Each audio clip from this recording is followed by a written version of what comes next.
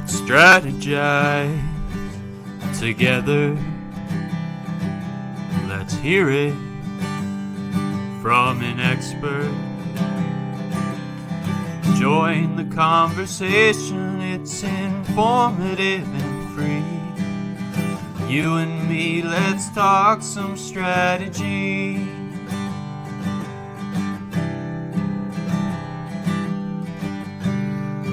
Now here's your host, Dorien Morin-van.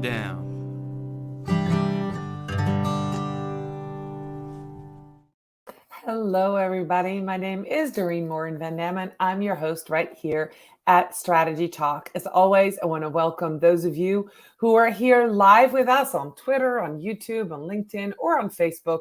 And if you're here live, give us a shout out. Tell us where you're joining us from.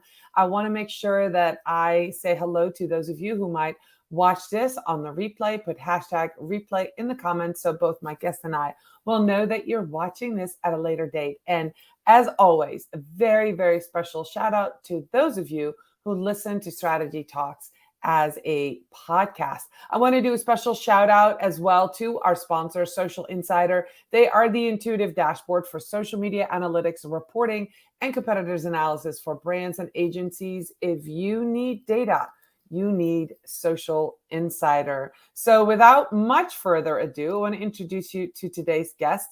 His name is Jeremy Lineberg, and he's from Wholesome Media. So let me read you his bio so you know exactly who Jeremy is and why he and I will be talking about organic, social, and communities. Two things that I love to talk about too. So I'm super excited.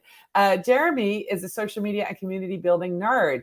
After his undergrad, he loved marketing so much that he got his master's in marketing from College of William and Mary. As the owner of Wholesome Media, he works with clients worldwide on organic social strategy and community management.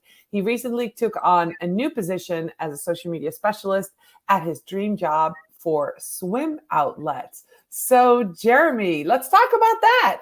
Yeah. Let's just dive right in, right? Well, first of all, I want to say, Dorien, thank you so much for having me on.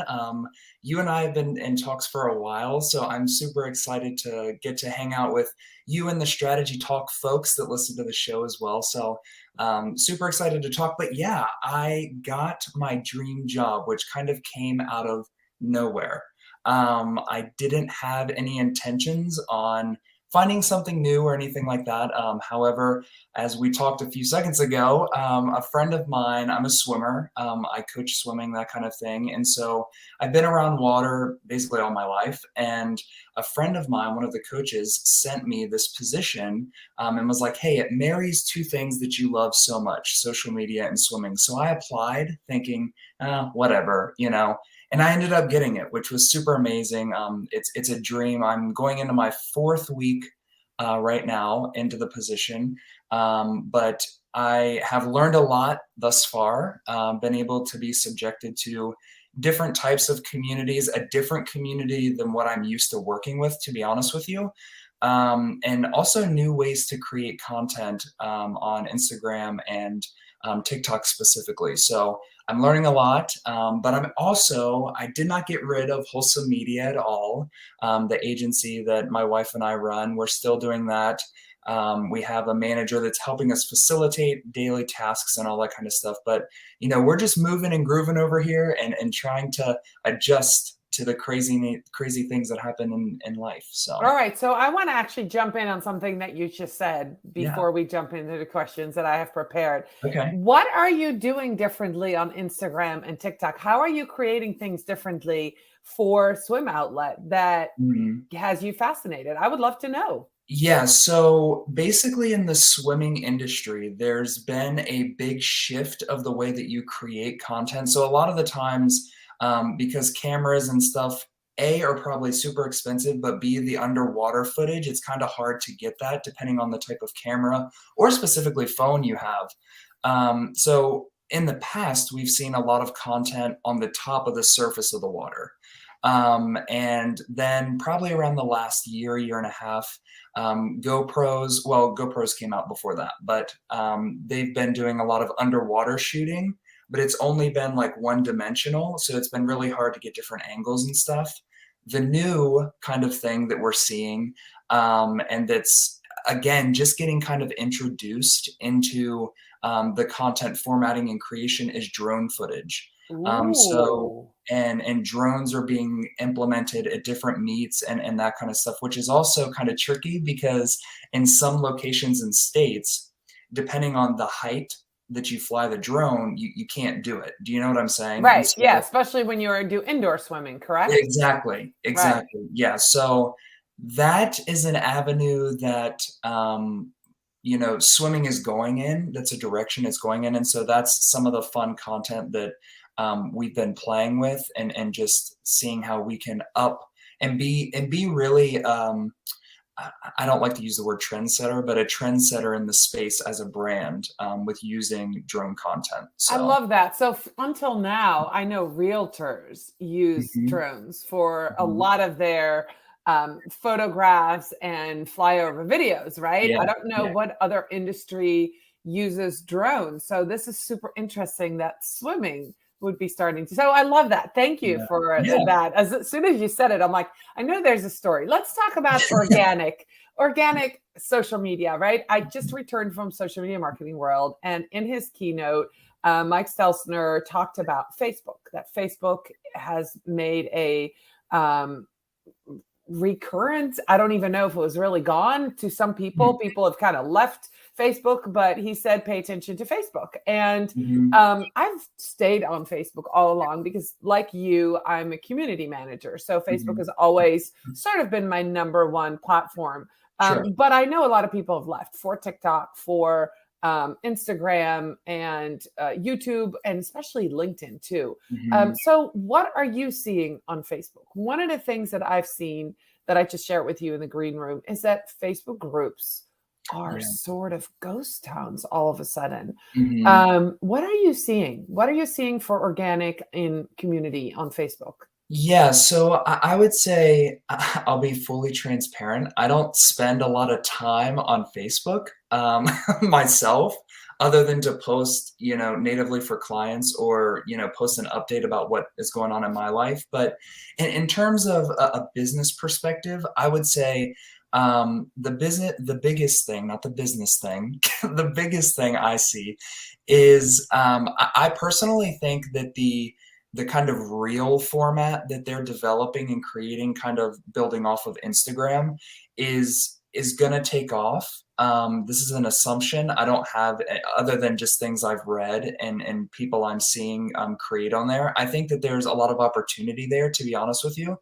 Um, so in that area, I see potential growth for Facebook.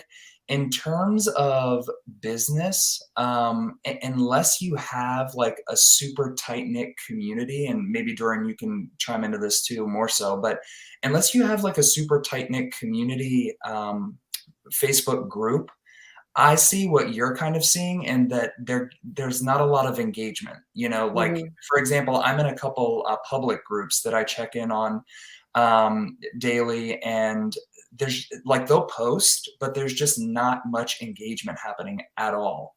However, in the private groups that I'm a part of, where I personally feel like the communities have been built up and they're more tight knit, there's a lot of talking and connection and conversation. So, where, is Facebook dead?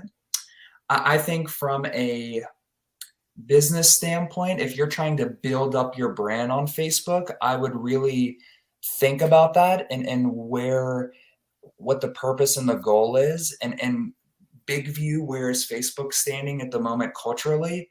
Um, do I think they're dead? I don't know the answer to that. I don't have a direct answer if they're dead. But if you're looking to start a public Facebook group, I'm not so sure I would take that step for your business at the moment. All So, right, that's kind of what I have seen as well. So one of the things that I did notice last week, because I was on location, I work mhm, from home, mhm, and so I don't really post a lot to Facebook on my page.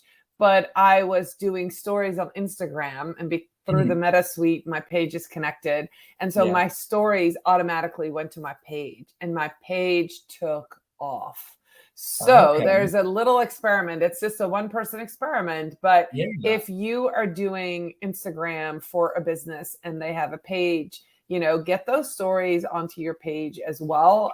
It's a Mhm. simple connection, and see if you get any traction through Facebook stories. I do know that short form vertical content is doing well almost across every platform, because Yeah. that seems to be what everybody wants to watch. As long as Right. it's short and entertaining, that's what people are Mhm. going for. So if you are feeling like, hey, a lot of things aren't working, try stories for a little bit, or Mhm. reels.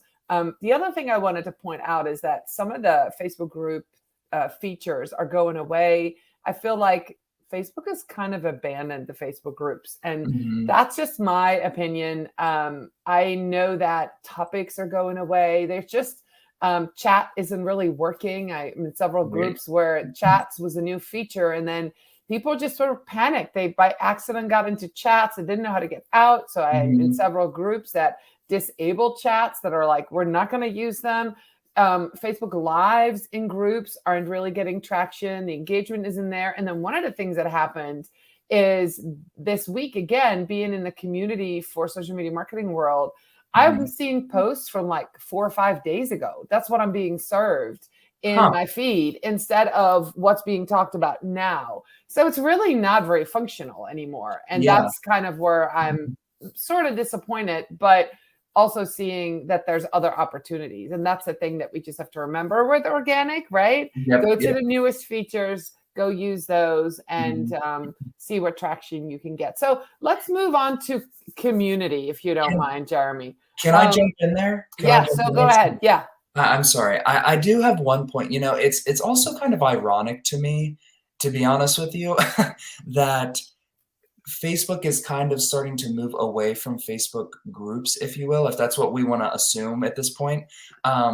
because, like, a lot of their advertising that they do, even specifically on TV, I know they had, like, a big Super Bowl commercial, I think Yep. it was either 2 years ago or a year ago now at this point, where they focused heavily on Facebook groups, like, being Yes. groups, connectivity, all of this stuff, so personally, for me, and this might be a little controversial, I get a little annoyed, and a little sick of, you know, Facebook saying, "Hey, let's do this. Let's really build this up," and then, "Oh, no, a year later, I'm gonna pull back all of these features from you," and it's like, "What are you doing?" You know? Yeah, Jeremy, I've seen the same thing. I think it was 2 years ago, and that's actually something that I've used to sell my services as a community manager. When Facebook Mhm. puts out a Super Bowl ad about Facebook groups, that's the feature they're promoting. I Right. think with the round of layoffs that they did in November, my Mhm. theory is that that's when a lot of the Facebook group engineers were laid off. Ah, I'm thinking that is what happened, because I think okay. the shift of less engagement and new features and things were happening right around Christmas and then the first Okay. quarter of 2023. So that's my theory, not That makes based sense. on anything else from what I'm seeing. But I agree with you. I'm annoyed too. But we're in strategy talks, right? Mhm. This is a Mhm. Facebook strategy. That's their strategy. If Yeah. they put all their money behind it, they put all their engineers behind something, and then it wasn't producing the results they wanted, no wonder they're Right, saying, right. why do we sink more money in it? It would just be Yeah. nice if transparency came with it and said, hey guys, we told you all to build groups, but wait a minute, let's go to stories and reels right now, right? Right. It would be good if we got that transparency from Facebook, and we're not. But I think Yeah. inferencing, you and I both are kind of seeing the same thing. That makes a lot of sense. Mhm. So jumping from that, then where are you building community, Jeremy, and where are Mhm. you building those connections for your business and for your the swim outlet, the business, and Mhm. the company that you work for, and for your clients? If it's not Yeah. on Facebook and in groups, where are you going to build these Mhm. communities? So this is very multifaceted for me because I feel like I'm wearing 3 different hats. From a personal side, personal brand kind of side of things of Jeremy and who I'm trying to connect with, how I'm building a community. I would say I'm leaning again heavily into Twitter, which I've found ever since I've started my Twitter page in college. That is where I've found the most knowledge and friendship and just connectivity. Recently, though, I have been dabbling more, and I think you and I had some talks about this a little bit too, in LinkedIn. Mhm. I felt in the beginning of 2023 like I wanted to jump into the platform more, and I feel like I could do even more than I am now. But personally, I think that's another place where I'm really just right now, I'm maneuvering through my feed and connecting and just conversating with different people to start building a community there. I wouldn't say that I have one at the moment. Um, I mean, obviously, I have somewhat of a community because I have people that follow me and that kind of stuff. But Right. you get what I'm trying to say here. Yes. And so I would say those are the two places at the moment for me personally. In terms of the Wholesome Media brand, and where we're trying to build community is on Twitter and LinkedIn as well. But more specifically, we're wanting to build a community that understands that we're leaders in organic social, that we're leaders in developing community, and that we like talking with people that nerd out on those things as well. And so I'm kind of moving through this quickly. So if you have something to No, no, no, pinpoint, let no. me know. This is great. Yeah. Um, and I would say for a little bit of a shift, for a lot of our clients, we're building community actually on Instagram, more so than their LinkedIn pages. Right now, with a couple Airbnbs and a couple real estate agencies and designers, their Instagram communities have been Instagram communities, listen to me, their Instagram feeds have the content that they've been creating to push out to those feeds leads to a lot of conversation, which end result is building a stronger community. So I would say with a lot of our clients, it's more so Instagram. And then the other question was Swim Outlet. Where are we building community? Right now, strongly building community on TikTok. Our TikTok Mm. pages, both for the private label brand, along with Sporty as the encompassing company, are really we're striving really hard to build relationships with our ambassadors along with their communities, and engaging with them in the comments, pulling some of their content and reusing it on our pages, which sparks a lot of community engagement because they're grateful that we're using some of their content and stuff. So, I would say majority of the time we're building it on TikTok at the moment, but we're also building a little bit on Instagram as well. So Right. And that's awesome. That's great. And that's for those of you who are watching. I just heard Jeremy say about Airbnbs and different, realtors. If you mhm, are building community, Instagram is a great place to really have conversations. The community is really about conversations, having mhm. thought leadership and having people follow you and connect with you and message you, and looking forward to your next conversation, to your next post, to your next reel, to your next piece of content. Yeah, on top of that, I'd like to echo that sentiment along with like, sure, the content that you want to create should entice conversation and everything, but also, you as a business owner or as an organization, it's also your due diligence to strive to connect with potential people you want in your community, right? And I Hmm. know Doreen and I would say, try and attempt to do that. Like you want to stir conversation in other people's comments um, of things they're doing, or that you might want them in your community by sparking conversation with them too. So community is dual dimensional, right? It's not just because you push out content doesn't mean people are going to engage with you. So it's always something to think about. I like to pop that in there, is that you got to put a little bit of effort into it too. So. Yeah, and I'm seeing that on LinkedIn. We were talking about that earlier. Is Mhm, even if you don't post all week, if you leave a bunch of comments, you have that sense of community, right? People know who mhm, you are, because that's what a community is about. It's connecting with people who are like-minded, have a similar interest, a similar passion, where you have something that you want to further that relationship, right? That's got to be so. mhm. And usually within our job, it's industry, right? So maybe Yep, you're in a community and we're all love Facebook, or we're all social media managers. yep, But when you go further, it's because we all love swimming, or we all like a brand, or we all like hiking, or maybe the community connection is language, right? I've been in communities where everybody speaks Dutch, or, so it has to have a passion piece to it as well when you build that community. So let's talk about that. So once you start a community or build a community, what are some of the things that people, if they're watching, if they're small business owners, if they are social media managers who might just be getting started with community management, what are some of the things, Jeremy, that we need to look out for, that we have to do to not just start a community, but to grow it, to nurture it, to expand it, to, really love it? What do we need to do? Yeah, I would say, and I kind of wrote a blog post about this, I think, and also something for the Social Media Pulse community. But for me, the one thing, and I'd love to know your thought on this too, the one thing for me that I think is super important about fostering a community, and I like to do it in one word, is complete transparency. It's transparency. Don't try to be something that you're not. Don't try to create content that doesn't mirror your values, or don't try to create content that is controversial or that might just be hitting, trending now. Create and conversate transparently. And I personally think that's the biggest way to build a strong, loyal, and engaging community. That's at least my number one tip, because I personally see a lot of community builders, social media managers, whatever you want to call us at the time, because it's very multifaceted, right?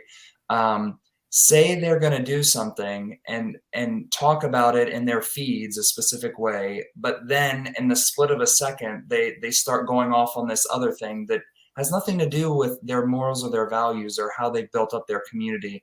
And that personally frustrates me as a consumer and as a person of their community.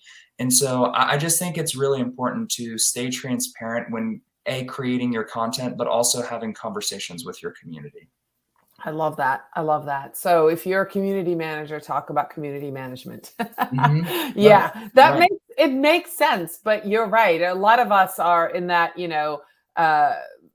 maybe not me, but a lot of us are in the generation where short form content is what we want. We want little nuggets of information, and we see a rabbit and we go the other way, right? So I love that transparency and sticking with what you do, and what you know best, right? And then I would add to that, giving more than you're hoping to return, right? Giving of yourself for your community.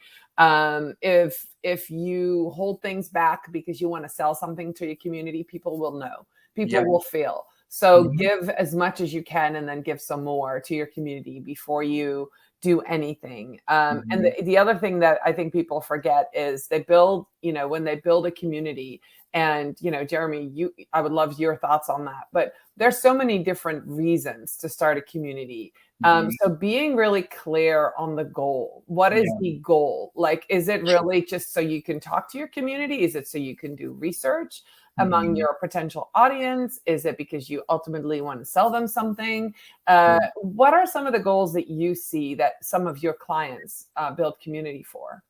Yeah, I'd like to point out one really important goal, and I'm sorry if I keep bringing this back to personal brand, but one goal I had with myself, quite frankly, Doreen, in the beginning, I'm only 25. And so one goal that I had in the beginning when I started my Twitter page was, my goal was just to connect with people that loved marketing.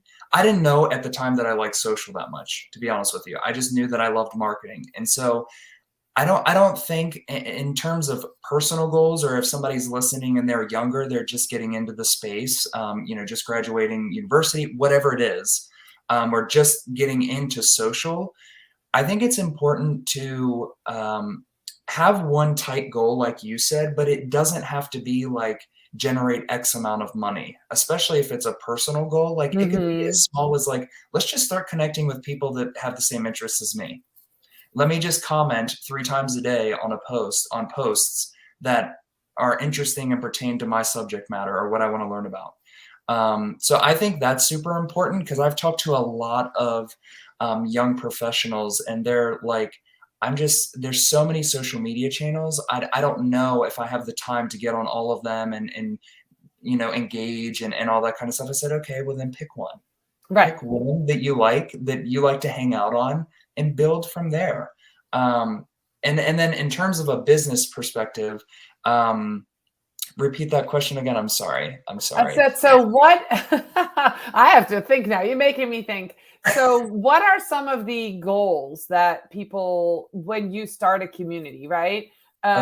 Because there's different reasons why you would want one. Is it research? Is it to ultimately sell something? Right. I love that you had a goal just to meet with as many marketers as you could on Twitter. And I think that is a wonderful goal. Right. I want to meet with a lot of people on LinkedIn that are small business owners, because I can ask them to be part of my community by coming on as a guest on Strategy Talks like you.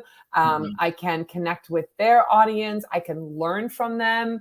I can do some research. I can see what they're doing, how they're speaking, what they're learning, what conferences they're going to, right? So there's all these different little mini things and there is a reason to connect with people that are like me, because I want to see what they're doing and stay up with all the latest changes in social media too. I would say from my perspective, a lot of our clients, and again, I just want to preface, these are like public communities is what I would classify this as. A lot of them are creating their communities for two purposes. One is to educate the people on what they actually do. Because a lot of people sometimes, specifically in our area, we have a lot of local clients. They may not know what this business actually does. They may not know the ins and outs of the business. And we live in a like mom and pop kind of town. And so relationship is huge. And so if you can portray that relationship in your social content while trying to build a community, that's super important. So one is educate. And then two is just brand awareness purposes of who they are, in terms of the owners, their employees, that kind of thing. Again, kind of emphasizing relationship building digitally. So people feel like they know them before walking in the door.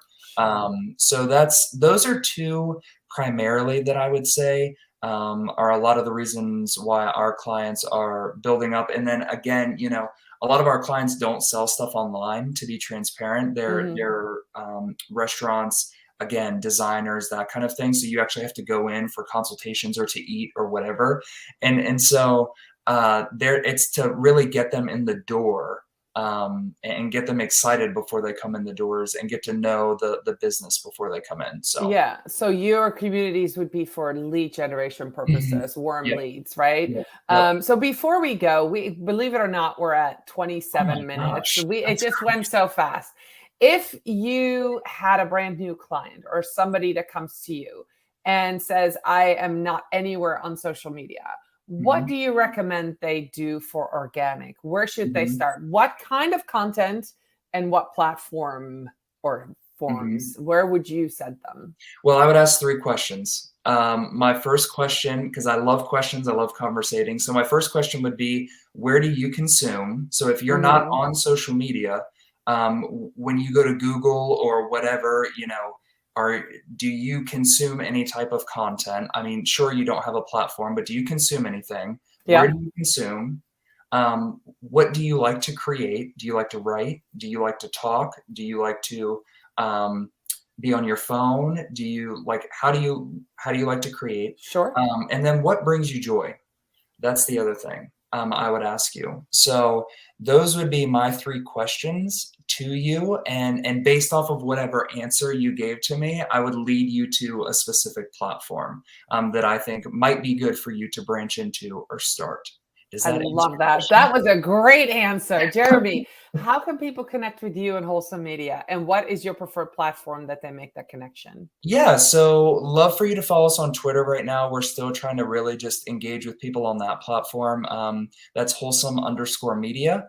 And then if you'd like to follow us on Instagram as well, that's media_wholesome. And then always willing to connect with you on LinkedIn, Jeremy Linneberg, personally on Twitter at Linneberg_Jeremy. And again, I'd love to be able to connect with all of you all and learn and grow. And if you have any questions, feel free to ping me. So. Awesome. Well, yeah, and make sure that if you do have questions after this, you can put #replay in the comments anywhere you are, and Jeremy and I will go ahead and answer those questions. Jeremy, I appreciate you and your time today. Thank you so much for being with me. For those of you who watched this, thank you so much. Those of you who listened, we so appreciate you downloading our podcast and listening to it wherever you may be. I will be back next week with another episode of Strategy Talks. And Jeremy, have a wonderful, wonderful day. Bye, everybody.